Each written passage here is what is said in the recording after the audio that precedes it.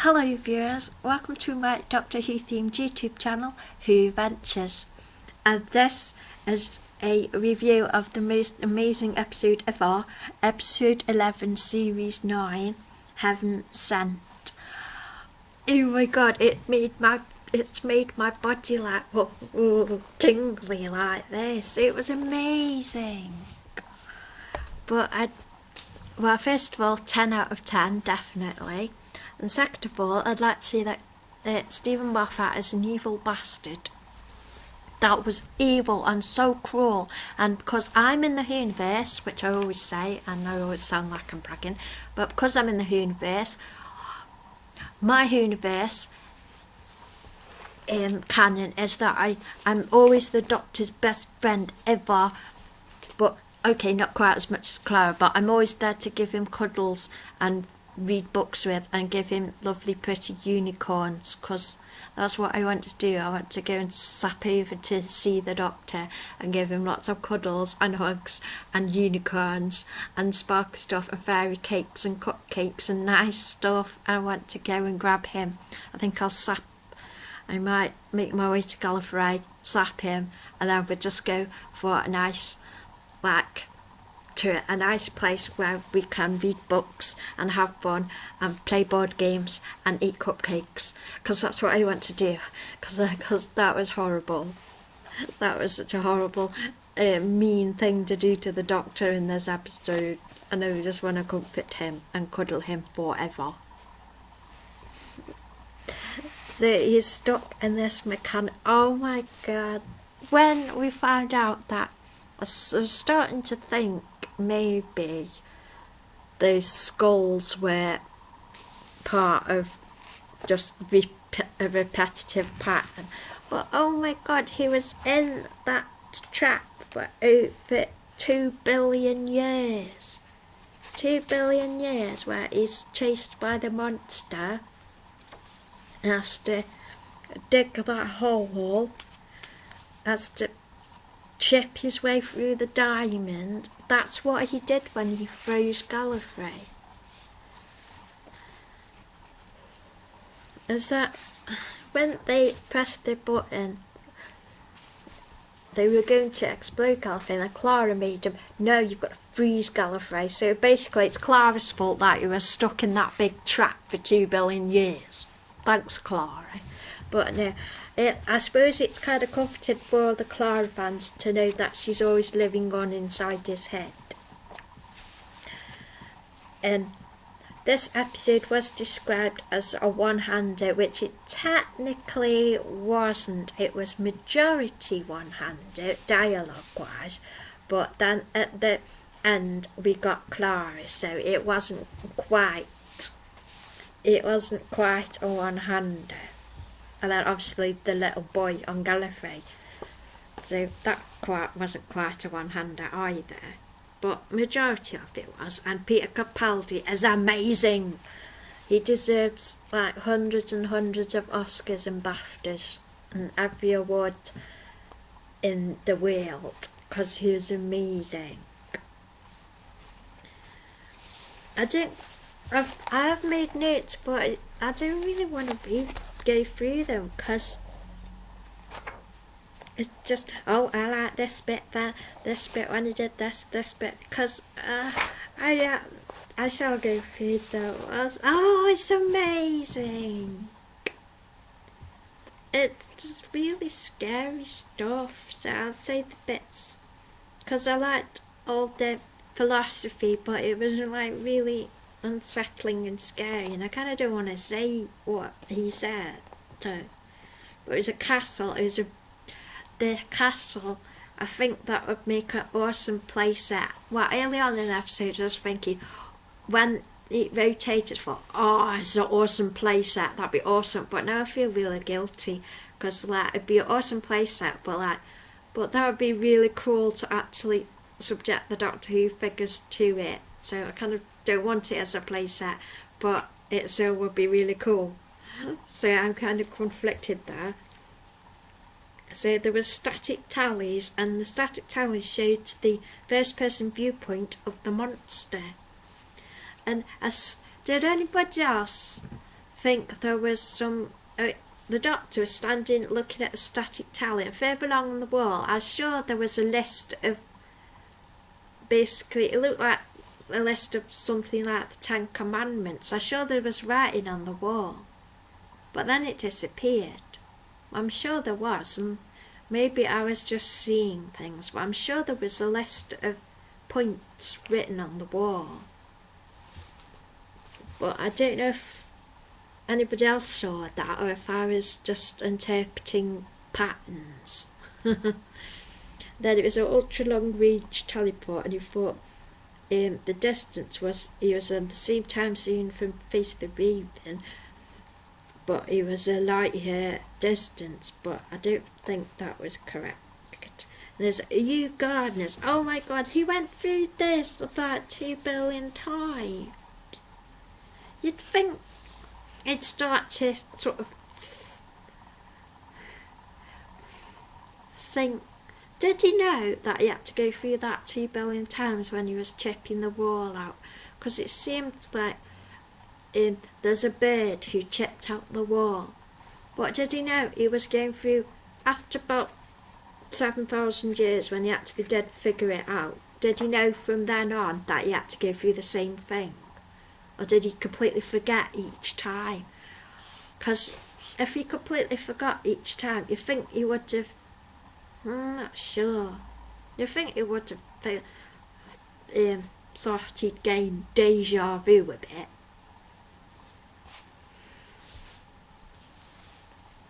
And then, are you gardeners? Oh, the shrouded figure was the creepiest monster ever.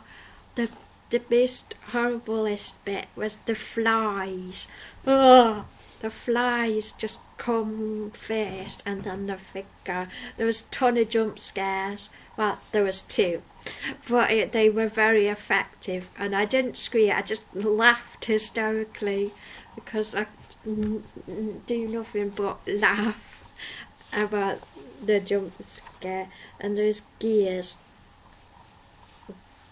and then there was handprint, but I initially thought it was somebody else, and I was saying, oh, literally one-handed. And then I like how he said doors are notoriously crash, they're always pushing past them, and you knock on them and it's never for the door. So I like that idea, and I loved all the corridors and all the scenes that we saw, and the music was amazing in this episode. This episode totally deserves when they give a Hugo Award out, deserves a BAFTA. Every award going. And then we get to the bedroom that's got Clara's portrait in, that's peeling. And then there's flowers that are lilies. And then I think he went into a bit of a Hartnell sort of voice. Hartnell / Baker, it seemed to me. Then he threw himself out of the window, and then we thought he'd landed in the TARDIS, but he was in his mind, a bit like the Mind Palace in Sherlock. I loved this technique though, I loved it, because I loved how his consciousness coming back online was the TARDIS lighting up again and coming back online. I loved that actually. And I thought that was a good thing. Said, if you're in a situation where it's all about you, then you're the only irreplaceable person, so use it to your advantage. So I thought that was interesting. It was weird. And he was in the storm room in his mind with Clara, because obviously from the story she's been with him since forever, so obviously she's stayed in his mind as a solution person for figuring things out. And he's figuring out how to survive while he falls down the big void to the sea. But then he says, well, I threw the stool out the window, figured out how many seconds to impact, figured out this, and then he says, "Am I spoiling the magic?" And before it went a bit meta, so I really like when it goes meta. I love when it goes meta. I love fourth wall breaking. I just love it. And the TARDIS is his consciousness awakening, and then the chalkboard questions are Clara writing the questions for him to sort of think through stuff. And the skull, oh my god. This is horrific. Stephen Moffat is an evil bastard. All the skulls under the sea are the used up heads of the Doctor. Basically. I think that's what it was.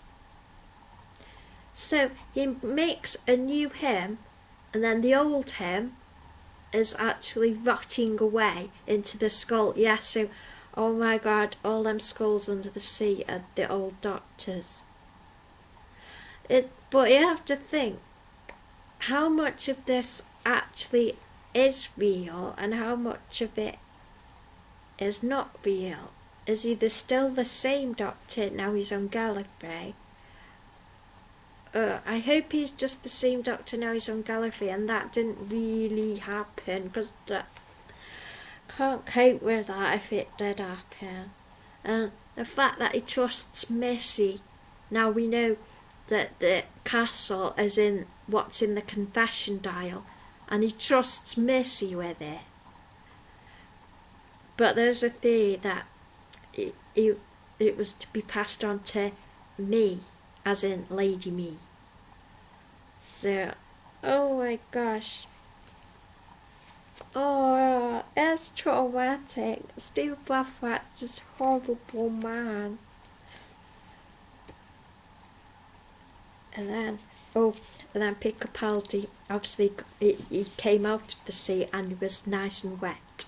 So that was pleasant to look at. Then he's back in the bedroom and he's changed his outfit. And at first we don't understand how he's got a different set of clothes, but I still don't quite understand how he's got a different set of clothes. Because if you forget, so he deliberately, oh yeah. Well, how did he get the first set of clothes? He deliberately leaves the clothes for himself, but there must have been a start point. So, this is hot. Fireplace stuff, where he was setting up the clothes again. I thought that was stunning, that was beautiful. And I thought the music worked really well with that. And then he runs through a dining hall and into a storage room, and then finds a floor panel with the arrows. And then he goes through the man chalkboard, and then he says, "This is some kind of theatre." I thought, that's meta again. And then he figured out he was in a killer puzzle box, and then he got a bit cocky and he thought, must be Christmas.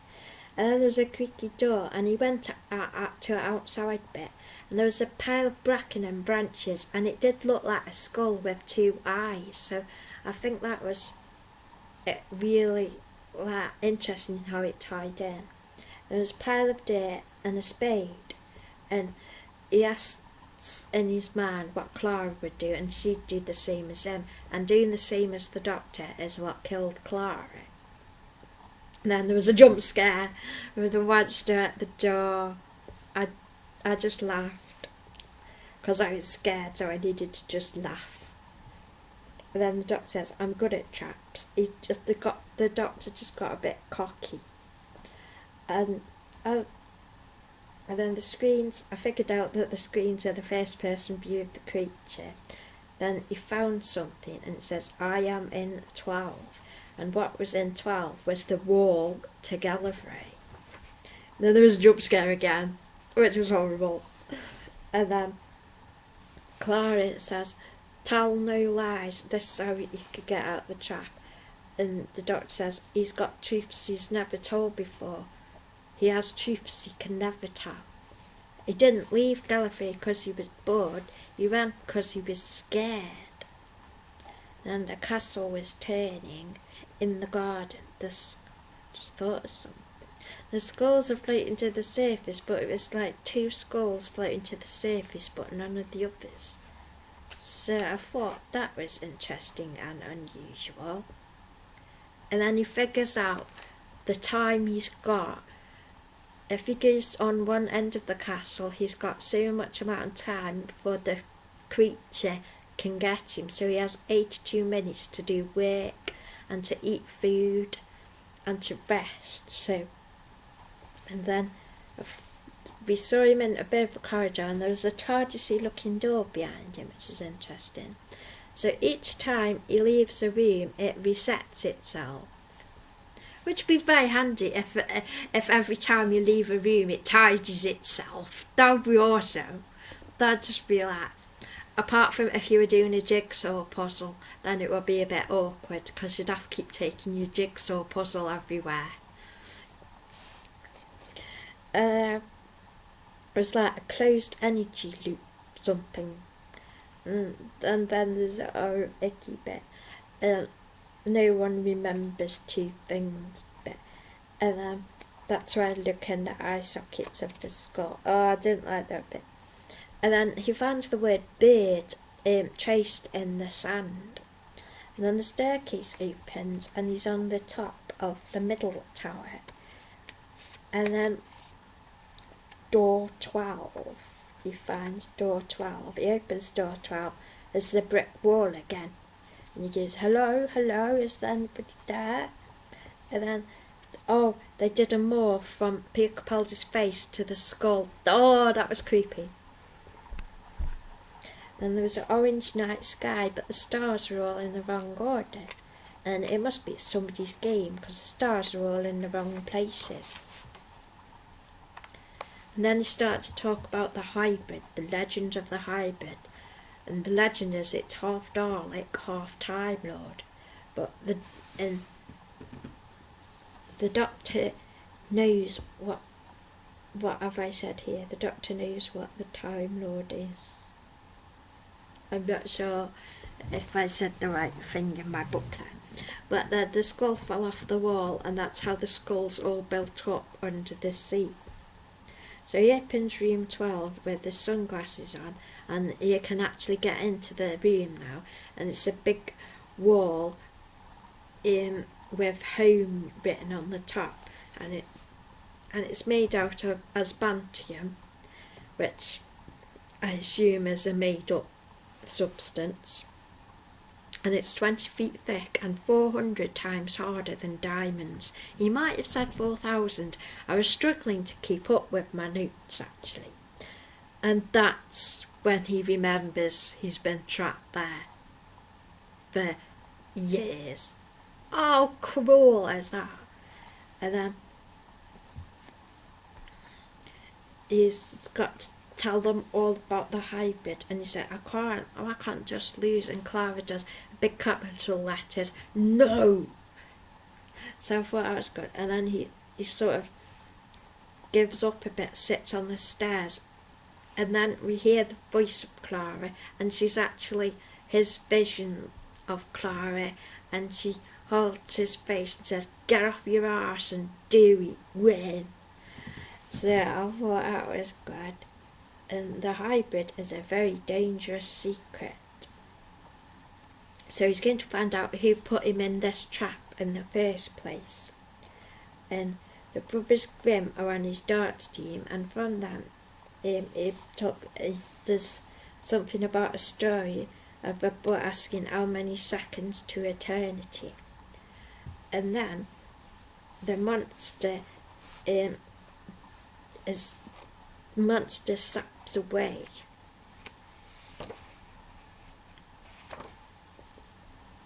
Then the monsters attack the Doctor, then sapped out of existence, and the TARDIS is coming back online, which is his head coming back online.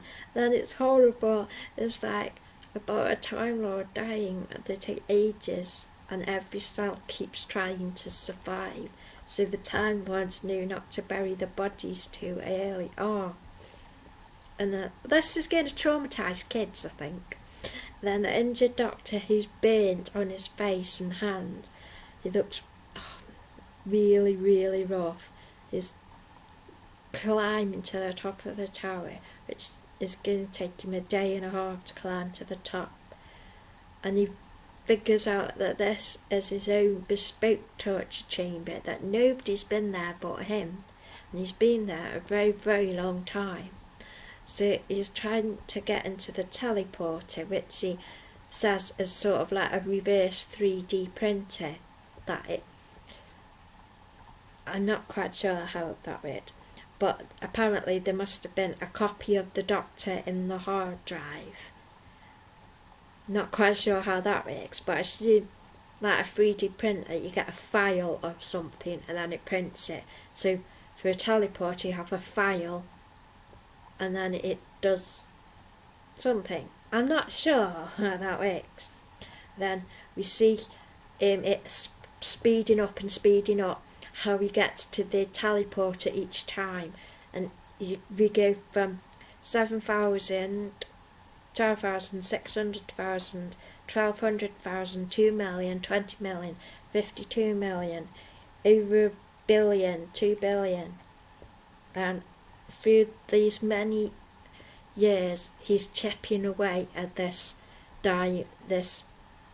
thicker than diamond wall till he eventually cracks it and gets through to Gallifrey on the other side. And because he finds this weird bird, it's a bird sharpens its beak 2 billion times and breaks through to Gallifrey, and that's a hell of a bird. And then he's on Gallifrey, and we find out that the mechanical castle is what is in the confession dial. And he finds a little boy and he says, "Go and tell them I came the long way round," which is referencing what the 11th Doctor said in Dave the Doctor. And he's on Gallifrey, and the hybrid is destined to conquer Gallifrey and stand in its ruins is the Doctor. Dun dun dun! And to be honest, if that means getting rid of the really horrible Time Lords that have put him in a trap like this, then maybe that would be a good thing. Maybe he would make it a nice, maybe I could help him make it a nice place with cupcakes and kittens and just unicorns and badgers and just a nice place. Oh, I want Gallifrey to be a nice place with cupcakes.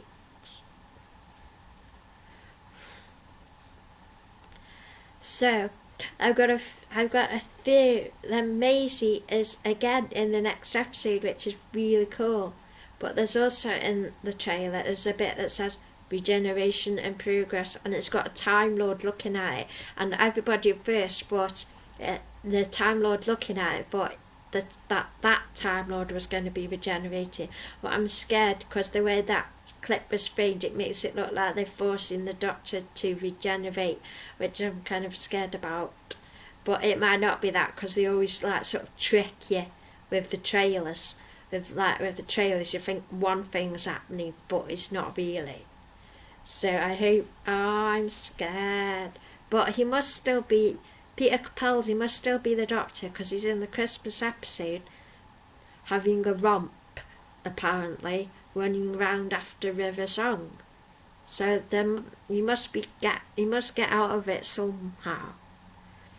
So my theory is, well, there's a whole controversy from the TV movie with Paul McGann, because he says, "I'm half human on my mother's side," and apparently to a load of the fanboys, they hated that, because apparently that's like the worst thing ever. He can't be half human. Like, no, because that'd be the crap thing ever. Like, why can't he be half human? It would make a really good story. And I've got a theory. I'm wondering if Maisie Williams, her character, is his mother. I'm wondering that, and if she has some sort of relationship with a Time Lord. Which means the Doctor created himself by fixing up Lady Me with a Time Lord. I find that is interesting. I hope he's not going to be his own dad. Like Lady Me has stumbled across Tennant and made him his own dad, because that'd be weird. That'd be incredibly weird. That'd be Red Dwarf. But so I hope it's not that. But I'm thinking maybe it's humans, as in like Time Lords and Vikings, or then it'd be like Time Lords and humans. Because so she'd be like a human Viking with some warrior part of humanity. And but then I think so he ran away from Gallifrey because he was scared that, because there is this legend about a hybrid that maybe he's scared they'd just kill him because he can't have a hybrid, and they'd think he was like unpure, like a bit like the Nazis. So I just want to cuddle the Doctor and kiss him better and just feed him cupcakes, because I'm a bit traumatised. I just want to cuddle him and feed him cupcakes and make everything alright. I might have to do some fan art of just me and the Doctor just eating cupcakes and just cuddling. I might have to do a picture of me cuddling him, because that's how I resolve these emotional, traumatic things of being a Doctor Who fan, is creating art of me just basically cuddling and being his best friend. That's how I cope with it all. So that was the episode. I don't think Space Cat wants to be on this video, but I'll try and get him on next week because he's gonna sleep now. Let's see if he wants to just make an appearance, because I need to cuddle something.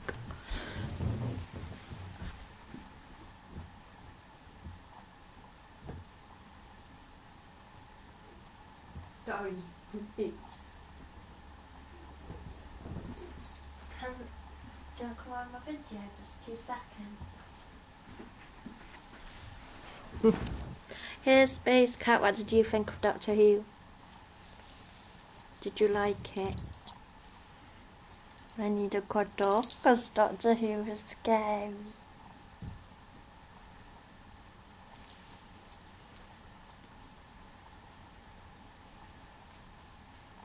Yeah. What did you think of Doctor Who tonight?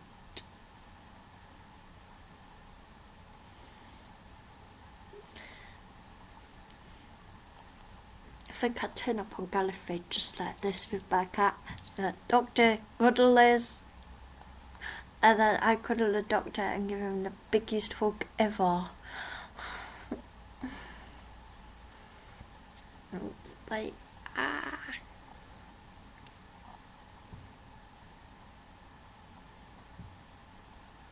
Oh, and then I'd get a load of like friendly Saigons and make them all be me, so we could have a massive group hug and just hug him forever, and maybe make some of them be Jet.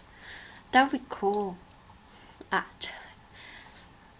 That'd be cool to be friends with Saigons, because then you could get them to be your favourite people and then get a cuddle. I'd love Saigon friends, actually. That'd be amazing, wouldn't it? You could like get them to be like any celebrity and have a cuddle with that celebrity whenever you wanted, and have a picture and say, look who I've got around my house, and then the people on Twitter wouldn't know it's actually a Saigon. That'd be awesome. I love you, baby. Say hello. Say hello to the camera.